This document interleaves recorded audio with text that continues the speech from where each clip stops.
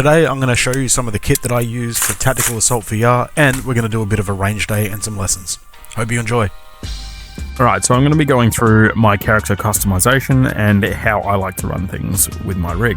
So, obviously, Australian, I'm going to wear the Australian camouflage, the AMCU, which is the Australian Army and Air Force's main combat uniform. As you can see there from my ripped bod, my booty, I've been doing not as many squats as what I should be, but basically running the AMCU as a base clothing or base camouflage for this setup, and that's purely just because I'm Australian. So glasses, yep, headwear, sweet, let's go. Got heaps of options here. Range days, we'll be running something like this. Don't mind the old boonies, not like that though, no one wears it like that, and no one has boonies like that. So yeah, I'll just keep running the helmet. I guess I take the same principles as what I would do in with my real-time kit, and then I apply that to this game. That's it for that. Let's go into our weapon loadout. So normally I'd run the HK45.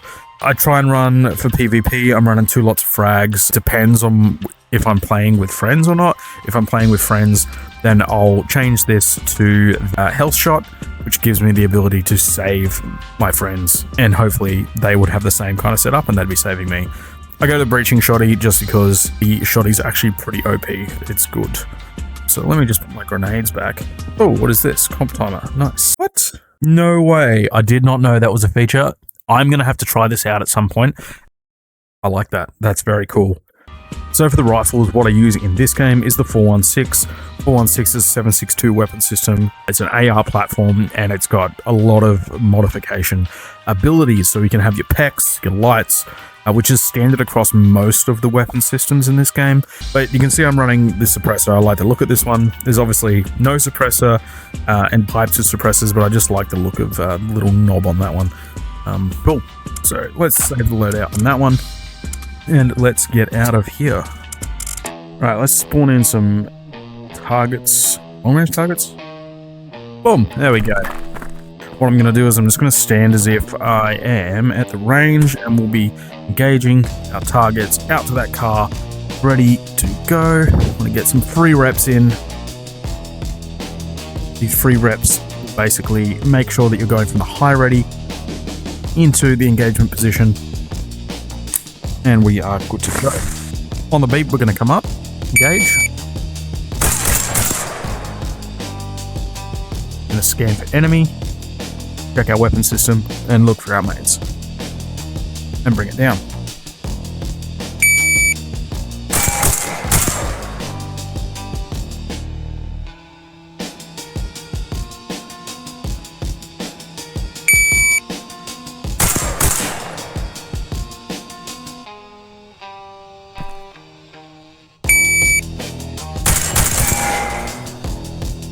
Alright, so from now, what I'm going to do is I'm going to be engaging through this square here, and I'm going to be aiming at the first target and the second target. 2 shots in each, and then conduct a reload.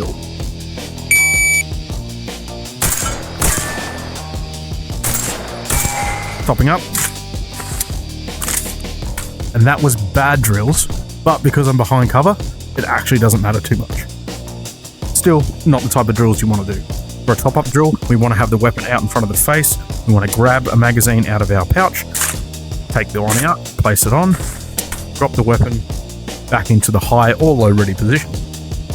Alright, so again, we're going to do the same drill, shooting through the top box, left target, right target, 2 shots in each, conduct a top-up drill.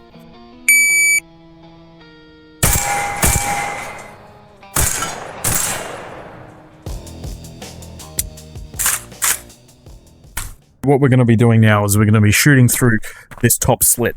This top slit gives us limited view out there into the range, but we're going to be engaging the first target and then the second target.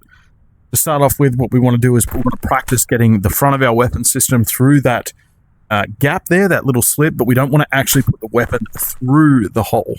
Okay, so we want to be back from it. We want to be posted away from this little Viking stand here, or whatever they're called, staircase.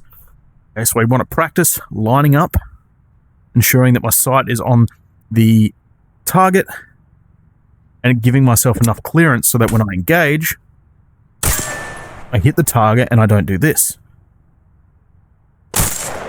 Right? That obviously is no good. We want to try and aim so that using the offset between the front of the barrel and the sight itself, we want to make sure that we're aiming at the higher end here so that we give ourselves plenty of clearance through there. So, I'll start the timer, I'll engage 2 shots on that first target, and then I'll pop up, engage 2 shots, enemy, weapons, mates, and do a reload.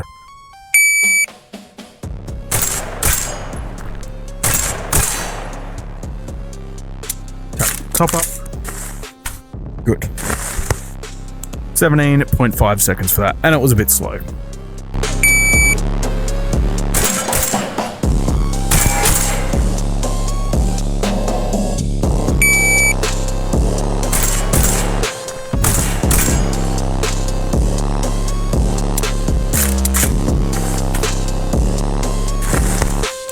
Yeah, 12.9. Obviously sped up the process a little bit, and as you get better, the difficulty between finding your sight picture and having the weapon aligned and then engaging another target starts to decrease. Sweet. So what I'm going to do is I'm going to bring up the weapon system. I'm going to engage until I'm out of rounds. Then I'm going to drop the weapon. I'm going to bring up my pistol and I'm going to engage 1 round and then do a reload. Wait, top up drill. And hopefully not drop my magazine like that.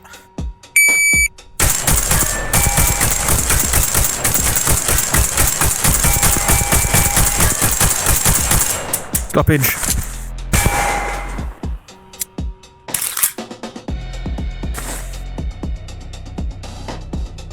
Right. So now I'm going to go this weapon to that target.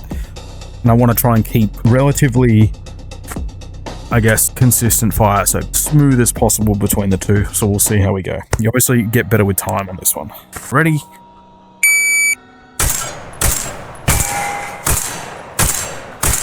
A few minutes later. Stoppage. What I'm going to do is I'm going to engage. Bang, bang. Tactical reload.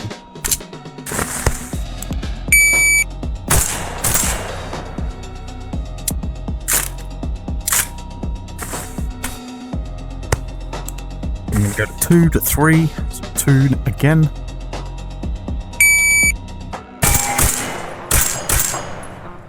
Enemy, weapons, checking for mates. Sweet.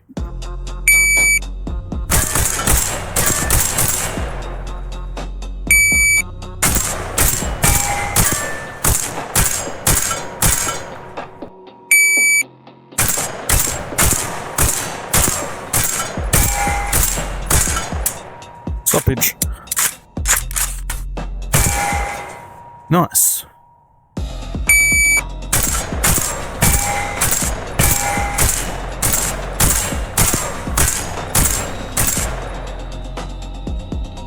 Let's go 7.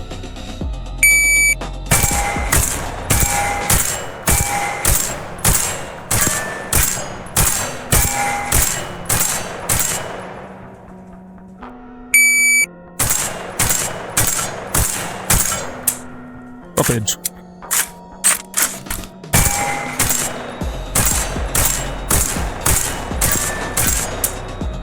I'm out. There we go. That's all my mags. It's got a lot of recoil on it. Oh, that's way better.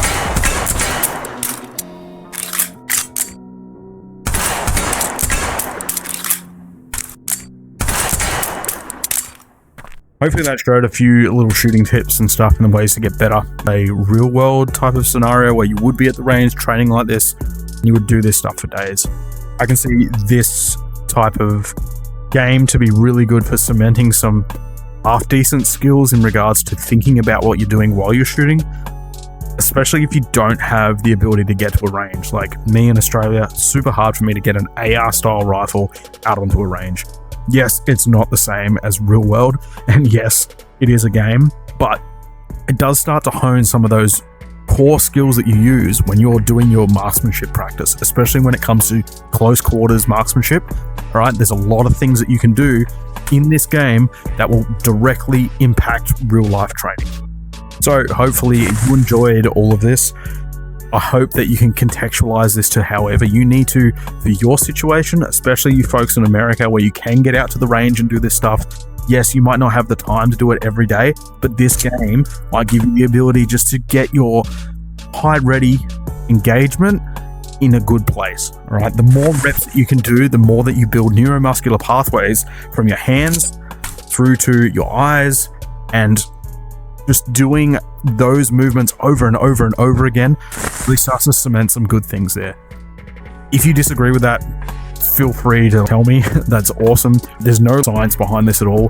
The only real science and the fact is that if you do something 1,000 times, it'll become a hell of a lot easier when you're doing it for real, when you're under stress and you're losing the ability to use your fine function skills, or motor function skills, with your fingers and stuff like that, and you start moving to gross motor functions, which is actually what this game starts to do really well because of the fact that the controller, to grab something, you actually need to use your whole hand to grab, all right? And to index something, you're not using your thumb, but you have to use that trigger finger to get it all going. And I don't know even if my hand is showing as opening and closing, but it is on my screen. So let's see what happens.